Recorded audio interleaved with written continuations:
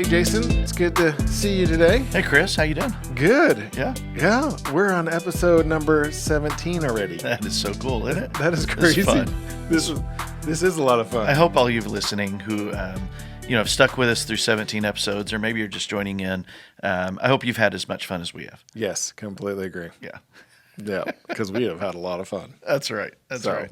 What are we going to talk about today? Well, I guess our world's still in turmoil. We're still trying to figure out this war and, Totally is.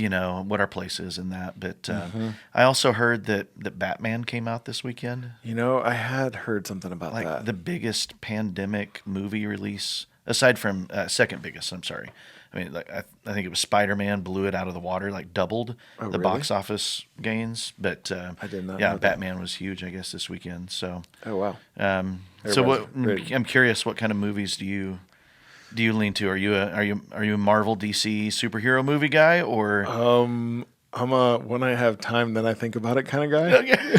The problem is just trying to. I'm actually leaning. I'm at the point honestly that. When my kids tell me they want to go see something, that's when I go see something. Okay. Because otherwise, I don't really have that much time to think that much about it. So. All right. Well. But I do enjoy them. Okay. Yeah. It's not that. It's just one of those things that it's hard to find time for. How about you? I'm with you. Did you go? I'm with you. No, Okay. I did not. We're not. We're more the Redbox Netflix kind of family. Okay. Well, it's just hard getting a crew out. Right. Taking the circus to the movies, that's Right. That's fun. But I always love a good superhero or fantasy fiction, something like that. Those are always good. But I do know that you did something fun over the weekend. Did you not? Did I? Yeah. Oh yeah. Didn't you? We did, didn't we? Yeah. I think I saw you. Yeah, we had the opportunity to go to the Resources of Hope fundraiser. Yes. Interviewed Renee Fernay, who's the executive director, a few weeks ago, and that ended up in both of our families and a couple others relationships joining at their casino night fundraiser on Saturday night. It was a lot of fun. Barn at Bay Horse Inn. That was a lot of fun. Yeah, I had not been to one of those Beautiful. before. Yeah, me either. It was very interesting. Thank you, Renee, for helping us out with that. That was awesome. Absolutely. The food was great. Food was great. And Grafton Peak did the catering, and the Company. venue was beautiful. Yeah. And, all the good people. Saw some friends there. Yeah. So it was awesome. Yeah. I mean, and then you get free money to go play blackjack and I know. poker with or whatever. It And didn't then actually come out of my pocket. I didn't have to go. Oh, that's gonna hurt. I know. And then you turn it in for tickets for free raffles, and and we didn't win anything. But that's okay. We had a lot of fun. We had a lot of fun. It was fun hanging out. So, but yeah, now that we've finished up our talk through the 5 voices on each of those, I wanted to just kind of circle our way back to some of our earlier episodes where we talked particularly about the 70-30 tool and the Peace Index. That those are both tools in those early episodes. I think where they're within the first 2 or 3 episodes that we talked about those. With those tools, we use those to kind of help gauge our health. Understanding how am I feeling, where am I at today, what is potentially contributing to unhealth in my life, and the 5 voices help us understand that so much better. Yeah, that our 70%, if we remember that tool, that you should be spending 70% of your time in the things that give you life. That renew you, that, I spent energy on this, but man, that was fun. I enjoyed that. I'm ready to do that again. Even though I'm tired and I need to recover, man, I want to do that again. And then the 30% are the side of the things that, they're competencies that we've learned in life. We've figured out how to do them, but man, when we're done, I've learned to file taxes on my own. Yes. I don't use a service. I don't enjoy that. That may change down the road. I use the service and I still don't enjoy it. Right. And, and so it's something that I do once a year, and I'm like, this is horrible. I got it. I get it figured out. Right. No problems. But so that fits in the 30% for me. But that 70% are the things that just really give you life. And so the more you understand your 5 voices, understand where you're at, for example, and I'm not picking on anybody, but Guardian is my 5th voice. Right. And so things that are guardian-esque in its expression, they drain me. Right. And so long lists of due diligence, things that I got to get done, I don't enjoy it. Yep. I know that feeling. But in the same way, a lot of the things that, I'm a creative first voice.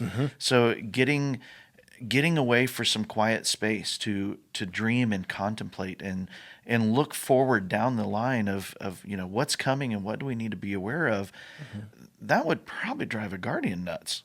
Right. Right. It's, we There's each have that. our own strengths. We each Right. have our own weaknesses. And if we are trying to lean into those, the fourth and fifth voices, the ones that are harder for us to access, things that just don't come natural to us, and we spend too much time in that 30%. Yep. If we're more 50-50 or we're 30-70, the opposite Right. direction, we're pushing toward unhealth, we're pushing toward burnout, we're pushing toward frustration, and we're going to end up lashing out in different ways that we really don't want to. Right. And our leadership goes down, that we are no longer pouring into others. We're just trying to survival of the fittest, just trying to make yeah. it to the next day. And so the more we learn about ourselves, the more we know ourselves, we're able to lead ourselves better, and we're able to create better health in our lives the better we understand. Right. If that makes sense. That's great. Right. And it totally makes sense that for the guardian, I'm sure the lists are empowering, are giving, are part of that 70% that make them feel like they're productive and they're doing what they want to do. Right. For us, it sucks the life out of us, right? Right. So Right. it's just like there's that. So when trying to understand somebody, when I'm working with the guardian, yep, God love her. Yeah, she's great. She's great. Yeah. But it makes better sense to why she's so list driven, because that's part of the life-giving process for her. It's not so much for me. So we have to find that nice balance. Right. Yeah, I was talking with a pioneer last week, someone who, has spent a lot of years in his career, in his life, just pouring into others. But he's a pioneer. Pioneers are about how am I going to advance the ball down the court? Right. And he's like, this is a skill that I've learned. And I was like, but you do it so well. I watch you in relationships. You're taking care of people. You're nurturing, and nurturer is his fifth voice. Oh my goodness, are you serious? Yeah. And Wow. I'm just sitting there going, man, you're doing well. You're so present with people. And he's like, I do my best. Really? A pioneer is still sitting there checking the watch, going, okay, when I got things to do. I want to get some. I want to win in life, and Right. I like what you're saying, but let's move on. And and so we talked about that. That skill, that developed skill of being present with people, even though you're thinking in the future and what you want to get done. Right. And so, learning that health of, all right, I need to spend 70% of my time in the things that fuel me. And I need to be careful and guard that other side. They're necessary. I got to do them. And, maybe we get a chance in life to get to that 80-20 or 90-10 where we're really, able to specialize more in what we do. But there's always going to be a component to that. And it's going to shift day by day, week by week, things like that. So just hope that you and others feel empowered to look at these five voices and see where we are promoting health or unhealth in our lives. Thanks to you, it's been quite a topic of a conversation at our house. It's like one of those things, as soon as you see it, it's hard to unsee. Yes, exactly. And especially when you put me out on a podcast and make me do it, then everybody else knows too. And so I've had good conversation. But it's not a bad thing. It's been fun. That's good. That's good. So, well, we've got an interview coming up. Do you want to tell us about our Mr. Jerry Cox? He's a teacher, just like another podcast person we had on, but he has also owned his own business and has done teaching for a long time. I think he's somewhere around the 40-year range, and had his own business for 35 years. So he's not 90 years old where he did one and then went to the other. He balanced these on top of each other. Simultaneously, yes. So it was, and it has been, Jerry and I've gotten to talk quite a bit. And so, I know that he's carried other leadership roles as well in the nonprofit world as well. So it's just, he has carried many hats and done a lot of leading and a lot of serving. That's cool. So I am super looking forward to this podcast as well as this conversation with him.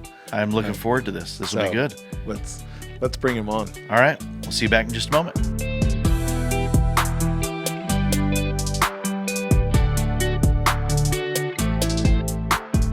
All right, Jason. Well, today we have a special guest, and I want to introduce you to Mr. Jerry Cox. Thank you, Jerry, for joining us today. Thanks for taking the time and spending time with us. And I know you have some great wisdom, and I'm looking forward to tap into that. So let's chat about your life. Where did you grow up, and where are you from? I grew up in the Indianapolis area. I was actually born in Illinois while my parents were students at Olivet Nazarene University. And then we grew up in the Indianapolis area and east of Indianapolis for a while.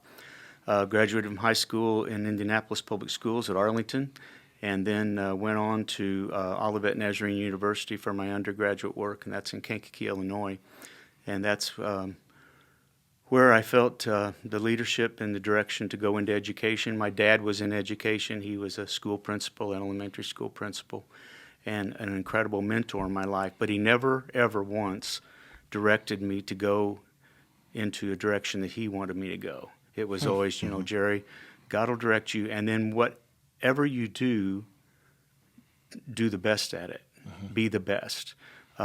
He had a motto on his desk that I later was able to get, and it was a brass plate, and it said, anything worth doing is worth doing well. Not perfect, but well. Some things have to be done perfect, but most things in life, if you do your best and do it well, it's right. So I went into education. That's where I met Donna, my wife, and we came back to Indianapolis, and I got my first teaching job in Indianapolis Public Schools. Taught there for 10 years. And what did you start out with? What grade level? I was in sixth grade. Okay. Yeah, sixth grade, and at that time, we pretty much had every subject, and then we broke it down into departmentalization later, and my focus was mostly social studies. And were you what school? I was at Indianapolis Public School 53. 53. Which has now been closed. It was J.K. Lilly Senior School, I believe it was senior. And it was a great time. I enjoyed building relationships with my students. I quickly figured out that I couldn't really get much accomplished with their minds if I didn't have their heart. And so building those relationships was amazing. And we had a lot of different things that we did, taking the kids to environmental education camp. IPS had a great program, and we would take these not inner city kids, but kids that really had not been out of Indianapolis very much, and we would put them on a bus with their sleeping bag and their clothes in a little suitcase or in a grocery sack or a trash bag, and take them down to Bradford Woods near Martinsville for a week during the school year. And, Really? And it was amazing. I mean, we built so many relationships with the kids. And some of those kids I'm still in contact with once in a while, and that's been 45 years. I mean, I started teaching in 70, so, and I retired in 2011. So those kids are up in years now, but it's fun to get once in a while. One of them sends me a text or an email, and I've gotten together with coffee with some of them for a few times, and it's just an awesome experience, and it's all about building relationships. So then after the 10 years in IPS, we went through all the deseg stuff and the federal desegregation order. My school was closed, and at that point we had 1,000 students, and 990, some of them were African American students, black students, and they were all sent to the township schools. And it was an interesting time because they were scared to death of what they were getting into and how they were going to be accepted and so forth. So, what did that look like from a teacher's perspective? How was or were they how did you mentor them through that process? Well, we had a lot of discussions. I mean, it was we were a neighborhood school, Chris, and most of the kids walked to school. The only kids that didn't walk were a couple bus loads that lived south of 38th Street, and it was a 4-lane street, and they couldn't cross. And so they rode a bus. But the rest of our kids walked to school, some of them 7, 8, 9 tenths of a mile, maybe a mile to walk to school every day. And And their biggest fear was, Mr. Cox, what's going to happen to me? When I get sick at school here, the nurse calls my mom and she comes and gets me, or she walks and comes and gets me. But what's going to happen out there, because Mama doesn't have a car, Right. and there's no buses go out there. So Right. what's going, and it was a mentoring thing, trying to calm them and get them to be able to accept it. And then the interesting part of it was, my school was closed because they moved all those kids to the townships. And so then I was picked up by Warren Township to move to my teaching career to Warren Township.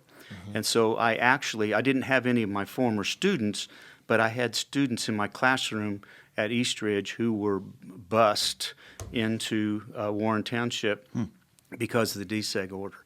And so then it became a different kind of thing, is working with the kids in Warren for acceptance, and sometimes working with some of the teachers and helping them understand, how these kids were feeling, so I could see it from both sides of the coin. So I did that for 42 years. I taught for 42 years, and I loved every minute of it. I still miss the kids. I don't miss some of the other craziness. Right. And I can't imagine what it would be like to be in the classroom now dealing with everything that's going on socially and politically. But there's times I wish I were. Yeah. So you went through a lot of transitions, and then also in the midst of all that of your career, you also started another business during the summer times. Most, well, I would say most, a lot of teachers do something for a second income in the summertime because we had the time. And back then, year-round school wasn't even thought about. So we had like 13 weeks in the summer. So one of the guys that I taught with, we developed a really good friendship and played a lot of basketball and sports together. And our second year, we were sitting at lunch one day and said, what are we going to, we need to do something together this summer. So I had done a little bit of painting for a contractor while I was in college in the summertime. And so Bob said, well, let's paint. And well, we did it because, first of all, you don't have to have a lot of equipment. And so that's what we did. And one of my dad's custodians had this old beater Chevy pickup truck, which now probably would be worth lots of money, but it wasn't then. And so he sold it to us for $1. Oh, wow. And That's awesome. we brought it home and put it in my driveway. And we went to the paint store and we bought a gallon of Battleship Gray paint, and we painted that truck with a 4-inch brush so that we would look somewhat, have some kind of a presence when we drove into a neighborhood that wasn't rusty. And it was pretty hilarious. So anyway, Bob and I painted together for 35 years, and he's still working at it. But wow. I kind of got out of it when I retired. I helped him out some, and I did it for a while after I retired from teaching. And I still go back and help him once in a while now. But we developed our company. It was just Bob and me the first time, and we talk and laugh about some of the first jobs we did and some of the crazy things we worked our way through and not knowing what to do, and just did it the best we could, and knowing that we were making huge mistakes now that we look back. But anyway, we developed our company and hired other teachers, a couple high school or college students. And then eventually Bob's kids began to work with us, and now he's got a grandson that works with him some. But our whole philosophy of business was to do it right the first time.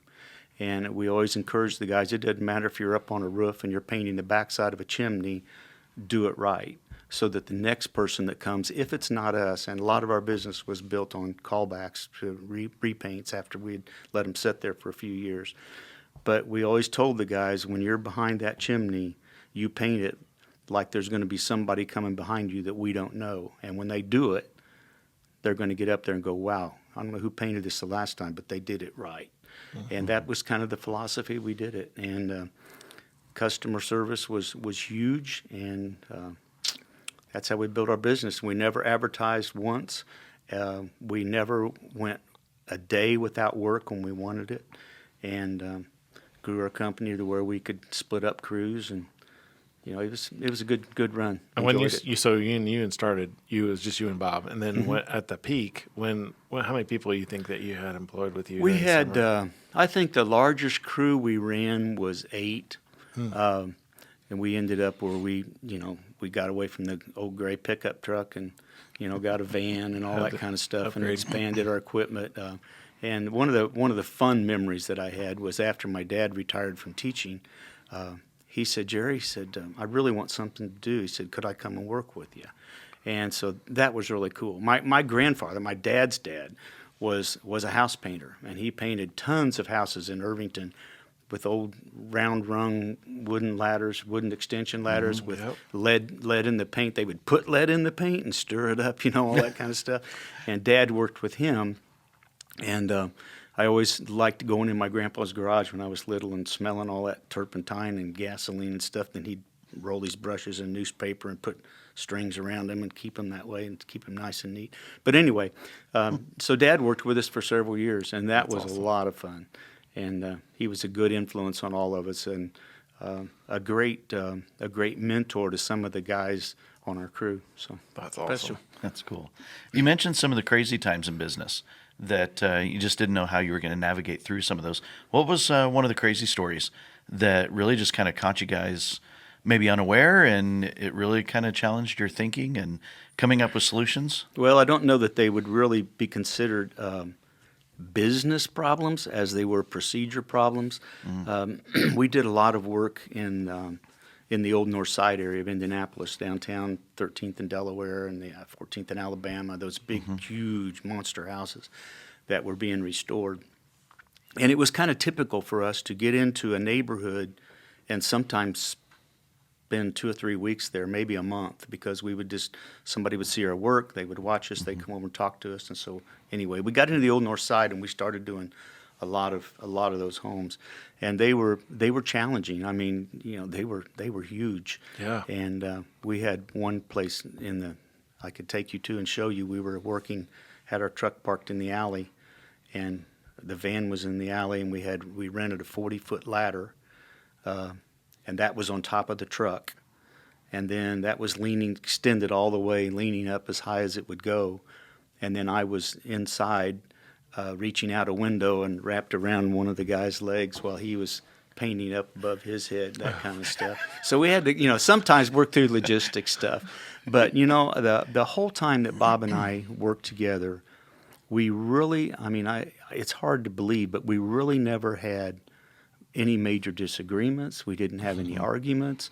I guess that was a blessing, but maybe it was our personalities. But, we didn't always agree. But Right. we were able to talk about it.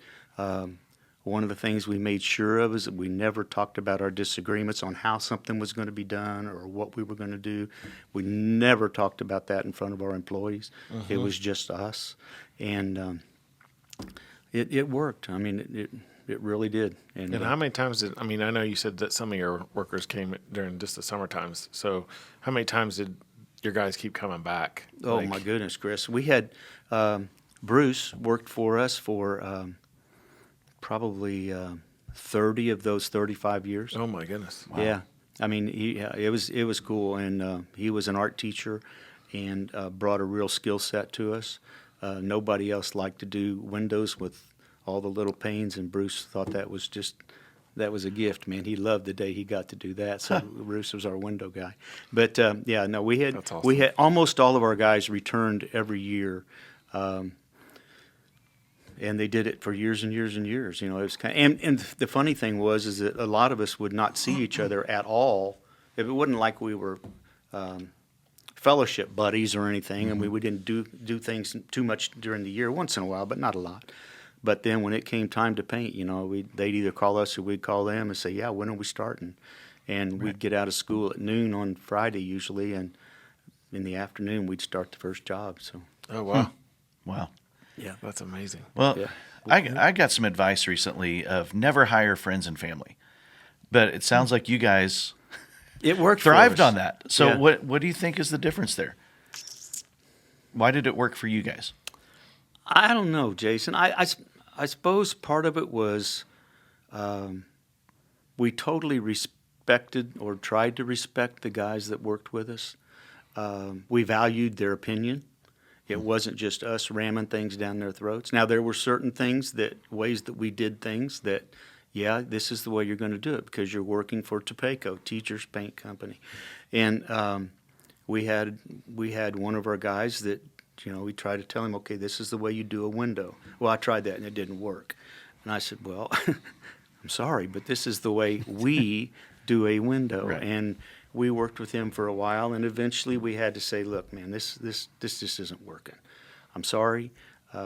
We'd like to be able to help you out and give you something to do and provide you some money, but our company has a reputation, and it's very important to us. And so if you can't do it the way we want you to, then we're going to have to say goodbye and part ways. Wish you well. And we did. But that's the only instance, one of the only couple instances that we had to do that. So, yeah. Okay. What's one of the biggest challenges that you guys have had to overcome, whether that is going into the education world or the business? What's one of the biggest challenges you feel like you've had to overcome in life? Probably balancing my time with work and family, because we were also very involved in church, and I had some pretty big responsibilities working with the sound system at our church and reinforcement and services and weddings and funerals and whatever.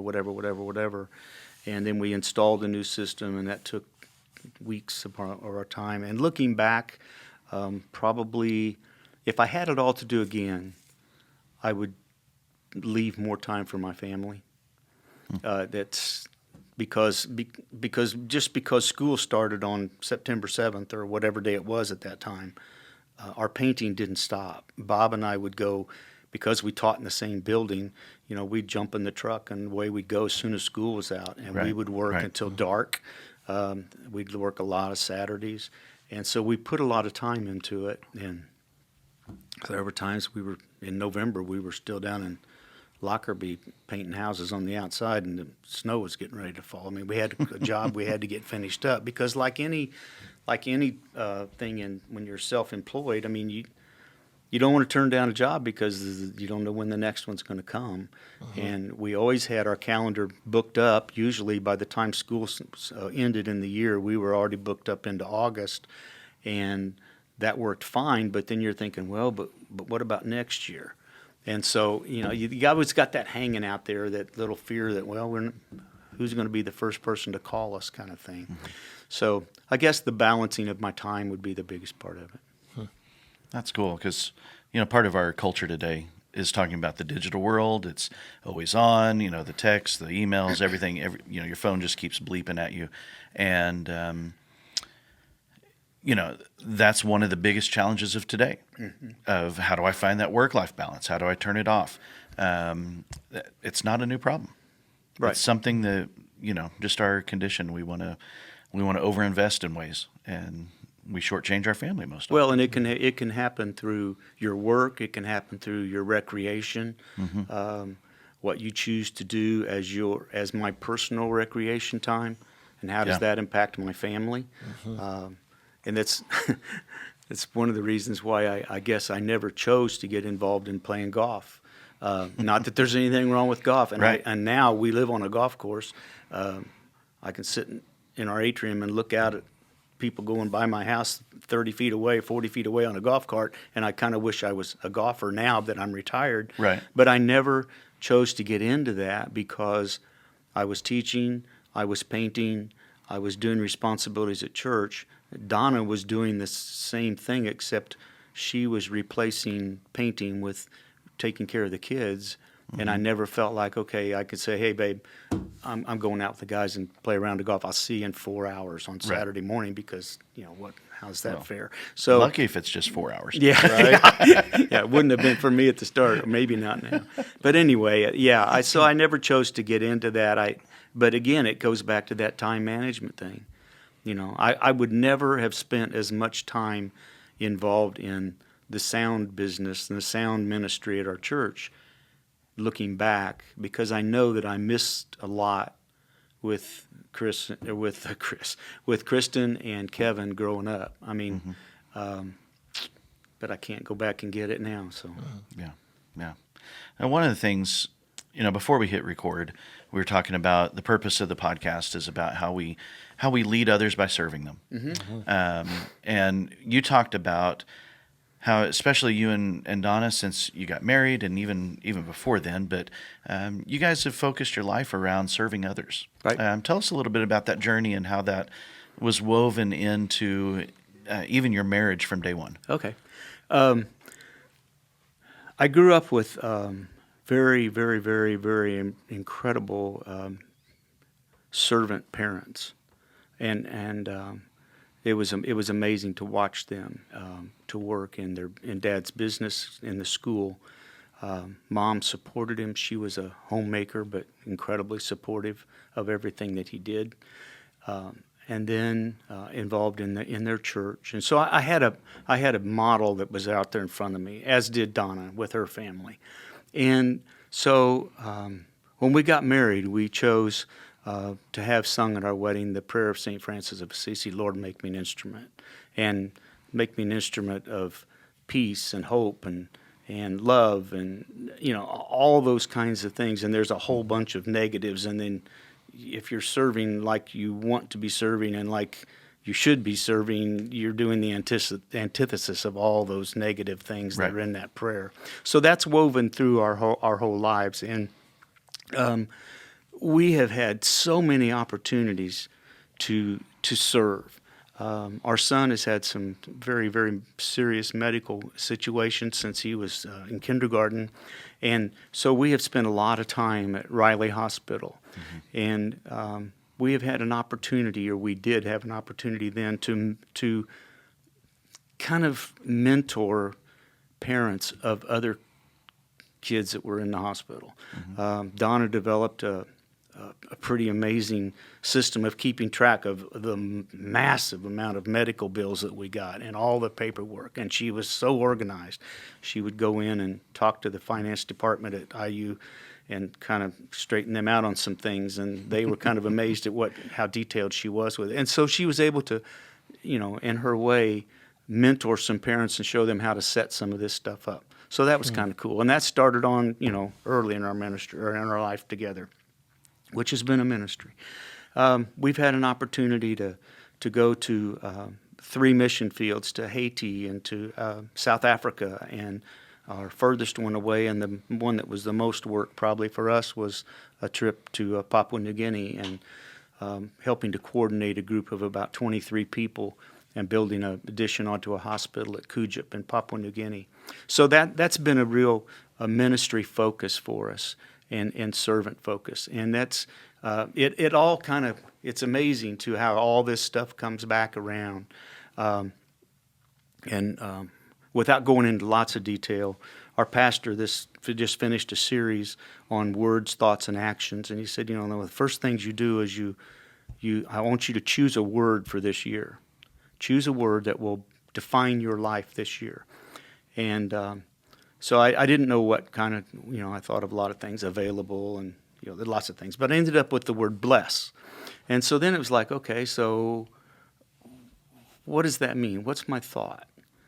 And my thought ended up being for the next week was, okay, in everything I'm doing, try to figure out how to be a blessing to somebody else, not just about me. And then the next one was action. And so then the action part of it was, okay, so now get specific. What are you going to do those things? And then you find a scripture, and I picked Philippians 2:13. But anyway, when I look back at it, I go, okay, wow. Okay, it's now 2000. This is, 50 years later after we got married, 51 in May, or June. June 19th. Hope Donna doesn't listen to this. But anyway. We can edit it out if we have to. Please fix that part of it. 51 years later, that servant thing is still going on. And it's because of mentoring that I had, or that we had, way, way, way, way back. And, if you just kind of live that life of, we haven't lacked for anything. The blessings we have received back, but I think that the scripture says, when Philippians 2:13 basically says, hey, do what's pleasing to God, because God wants you to be able to bless. He wants to work through you to do what he wants you to do, which is blessing other people. And there we are. Yeah. So. Well, Jerry, after 51 years of marriage, Yeah. after, How many years was it in the school system? 42. 42. Yeah. Desegregation, painting business. There are a lot of guys out there who would check out and say, I'm done. Yeah. I'm retired. Right. I'm just going to veg the rest of my life. But there is something that's keeping you sharp. What keeps you on the edge of your seat each day? Well, my wife would like for me to probably include my vitamins and food supplements that I take that she used to sell years and years ago. But anyway, Right. Yeah, but anyway, no. I think it all goes back to that passion, Jason, of the what can I do to make somebody's life better today, because that then returns back to me and gives me the energy to do what I want to do. I mean, and I don't know. I guess it sounds kind of hokey, but I mean, I'm busier now than I was when I was teaching. I mean, in my teaching career, I was it was very regimented. For 20 years, 15 of those teaching years, we lived in Brown County and commuted an hour each way to Warren Township schools. And so we would get up in the dark, especially in the wintertime, and drive an hour, get to school, do our thing, come home. It would be dark, and, couldn't work outside, whatever. But we stayed super busy, but everything was regimented because we had so much to do, and we had this hour travel time one way and then one way back. We had to figure out how to compartmentalize everything, and there weren't very many things that could invade that compartmentalization. Well, then the minute I retired, we lived in Brown County. We had 20 acres in the woods, and we had four-wheelers and trails, and it was a blast. I mean, we had a blast living down there, and lots of land to take care of, and flowers, and so forth and so on. But I say all that to say, even though we had all that, and everybody else knew I was retired, so then that gave them an opportunity to call and say, hey, can you help do this? Can you help do this? Right. And we got more involved, and I got more involved with my painting, doing stuff at our church. And, it's killing me right now. I've got some shoulder issues going on, and they've said no more painting for a while. And so the rooms at church are stacking up, and friends are stacking up in order of, I've got a friend in Iowa that needs me to come back out there and do some work. And I've been to Colorado and helping family out there to paint and stuff. So it's just, I don't know, it's a blast. I mean, it keeps me going, I guess, and I'll be 74 in June, and hopefully I can do it for a long time. I was hoping you were going to go that route, because I've got a theory that the more you internalize when you get older, retire, the less sharp you stay, and the more the more you're looking outward, the more you're pouring into people. Yeah, I love that. That's beautiful. So the home we live in now doesn't require near as much maintenance, which is one of the reasons we moved back up here. But I still miss the woods part of it and to being outdoors. But I kind of turn that time available around to doing stuff for other people, and it's a privilege to be blessed, so that I can do those things and not say, hey, I got to have this much money for it. It's just like, hey, you pay for the materials, and I'll come and take care of the right, the work part of it. So that's cool. So you have touched on so many different leadership positions and things that you have done over the years and have been so strongly a part of. And my question to you is, how do we wrap this up? If you had to give a tidbit to somebody that's listening right now, what would be the piece of advice that you would want to give them, that something that you've gotten in the past, or something that you would encourage others with? That would have been a good one to write down and send me so I could be thinking about it. Well, and I think you've already touched on a lot of great options, so I think you can go back and review them. Okay. But well, I think number one, you can't be everything for everybody. You can try to, but when you do that, I would find myself being incredibly frustrated that I could not do what I felt like I should do. And then I had a friend who is now in his 90s tell me years ago, he said, Jerry, go with your oughts. I kind of looked at him. I was like, what are you talking about, Phil? He said, go with your oughts. Go with what you feel like you ought to do. because those oughts, those thoughts are God-driven. So when you do what you feel like you ought to do, usually you can get it done in proper timing, in the proper way, and then move on to the next ought. Rather than just saying, yeah, you need help, and then you end up being frustrated and worn out and exhausted and so forth. So Yeah. I guess, I don't know. No, Does that's that good. do it for That you? was solid. Yeah. That was solid because That was really good. I mean, I don't know how many leaders I talk to, and I'm sure that you guys both can say this, but there's a lot of leaders out there that are not doing their oughts and are sitting very frustrated. Well, yeah, I they're mean, just not getting stuff done. You get so burned out, and and then and I hate saying no to people. I mean, this shoulder thing's caused me to say no more in the last 6 months than I've ever said in my life, I think. But and you get into some of those things, and it's like, what have I just agreed to do?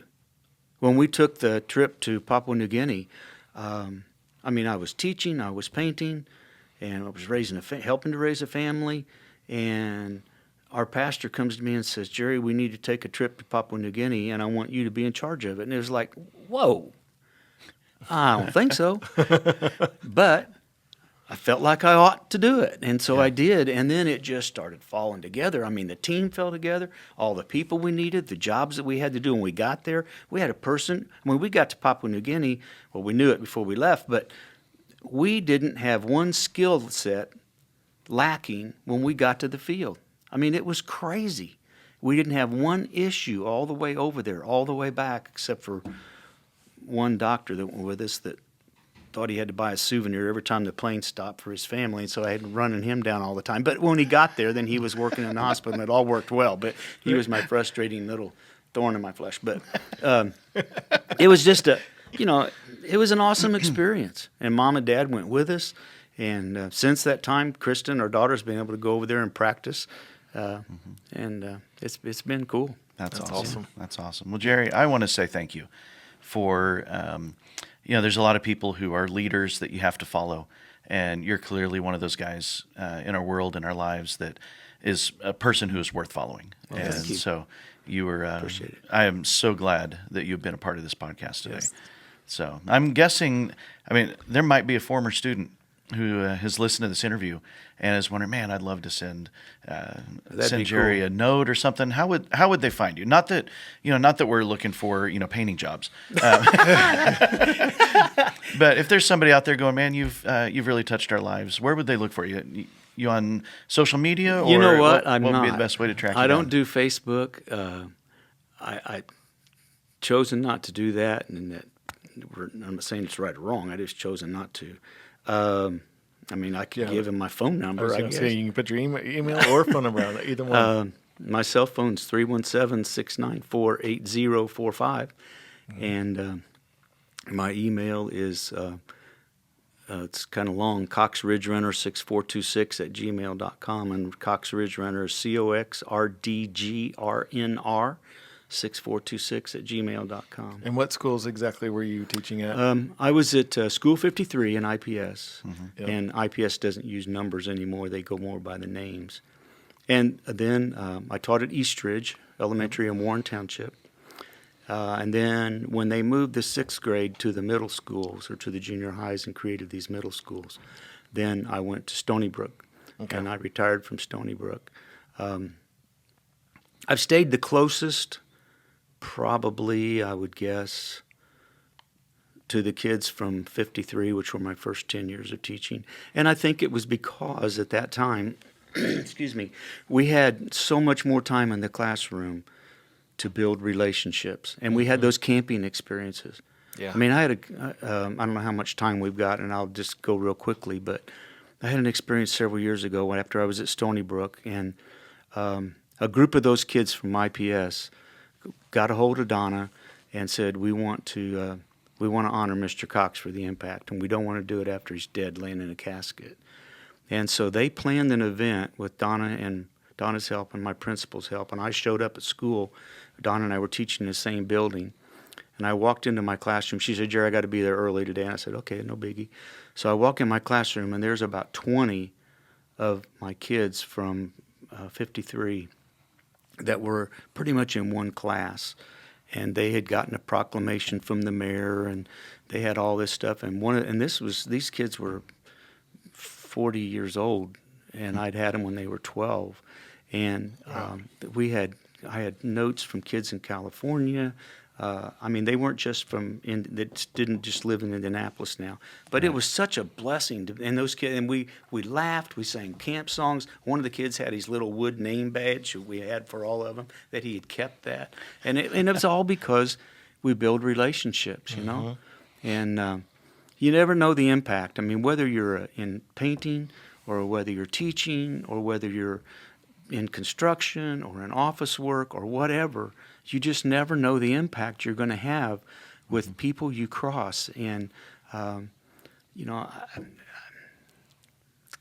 do something to make a difference in somebody's life. And awesome. Always look for some way to do that without looking for anything to come back to you. Because it will come back to you. You'll get it multiplied many times over. But live a life of service. Be a blessing. That's awesome. That's a great wrap up. That is. That is. Jerry, thank you again. Thank you. Thank you again. Thank you. It's been a privilege.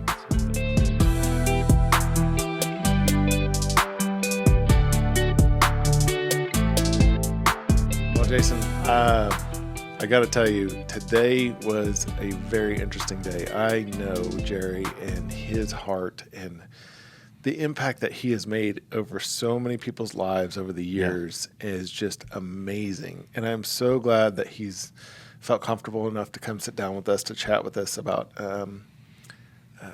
the things that he has done. And the crazy part is I'm sure that for the time we spent with him, it was just a tip of the iceberg. Oh, man. Yeah, I feel like there's so many people in those years and time that he has touched. I mean, I have to admit, I did not know Jerry prior to this. I knew tidbits, and I kind of knew the arc of where we were going, but I was blown away. And I'm watching the timer on the interview, going, we kind of need to wrap this up, or we could go double, right? We could do. I was just blown away by the fact that here is a guy who is just absolutely genuine and authentic in who he is and what he does. Yeah. And how that has bled over into every relationship, whether that's, teaching, whether it's leading a paint crew, whether it's leading his family. Right. I mean, just the overflow of, I want to live my life for the benefit of others, which is the heart of what we're talking about. That's exactly on this right. podcast. This is evidence. Yes. At 74 years old, he's frustrated that his shoulder injury's making him say no to friends and family. Right. At 64, I hope to be right. half that age, active. And man, I mean, here he is just loving and serving well. Right. And he's seeing that benefit come back around full circle from previous students and people in his life that are, just kind of, and not that that's the goal. Right. I mean, I never picked that up at all. No. Within him, but right. People are coming back just saying, here's what having a relationship with you meant to me. Yeah. And I'm sitting here the whole time thinking, this is a picture of what legacy should look like in our lives. Yes. That when we build agree. things for ourselves, when we, there's always going to be income and retirement and right. assets, blah, blah, blah. The normal stuff. Right. But when we are building a legacy of relationship and impact in other people's lives, that will live on longer than anything material that we could ever accumulate. And it's how like those, you said, that's stuff that you can't buy. Yeah, exactly. And the relationships that you built into directly, they build into more relationships, and generation after generation after generation, you just have this ever expanding ripple effect of your leadership, your care of one another in your in their lives. And you can see I'm worked up. I like this. This was solid. This was good. And I mean, we've been blessed with a great amount of people who have come onto our podcast, and Jerry, and we're blessed that he was able to join us today too. But there's a lot of people are in the midst of their journey, and I feel like even though Jerry is 74, his journey is still continuing. He still wants to continue to bless the people, but he's done it for so much longer of leading and serving people than you and I have. And so it was awesome to get that perspective. Yeah. Yeah. And then the part about the aughts.